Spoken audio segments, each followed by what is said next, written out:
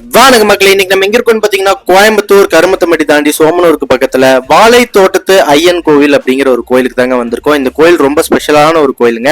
கிட்டத்தட்ட பாத்தீங்கன்னா 211 வருஷம் ஆச்சு. 1814 வருஷத்துல இந்த கோயில் உருவாக்கப்பட்டது. ஸோ இன்னைக்கு பாத்தீங்கன்னா 211 வருஷம் ஆச்சு. இந்த கோயிலோட ஸ்பெஷாலிட்டி என்னன்னா, எந்த ஒரு விஷ ஜந்துக்களும் வந்துட்டு தீண்டாதுன்னு சொல்லுவாங்க. இந்த கோயிலுக்கு வரோம் அப்படின்னா கண்டிப்பா இங்க இருக்கக்கூடிய சாமிய கடவுளை நம்ம வேண்டிக்கிட்டு பிரார்த்தனை செஞ்சோம் அப்படின்னா ஒரு நம்பிக்கை என்னன்னு பாத்தீங்கன்னா, வீட்டுல நிறைய பாம்புகள் நீங்க பார்த்திருப்பீங்க, இல்ல விஷ ஜந்துக்கள் நிறைய பார்த்திருப்பீங்க. ஸோ அந்த மாதிரி எல்லாம் இருக்கு அப்படின்னா இங்க இந்த கோயில்ல ஒரு ஸ்பெஷலா இந்த ஒரு மண் இருக்குங்க. இந்த மண் வந்து என்னைக்குமே தீராதுன்னு சொல்லுவாங்க. இந்த மண்ணை எடுத்துட்டு போய் வீட்டுல எல்லா பக்கமும் தொளிச்சு விட்டா, தோட்டத்துல தொளிச்சு விட்டா எந்த ஒரு விஷ ஜந்துக்களும் வந்துட்டு நம்ம பக்கத்துல வராது அப்படிங்கிற ஒரு ஐதீகம் இருக்கு.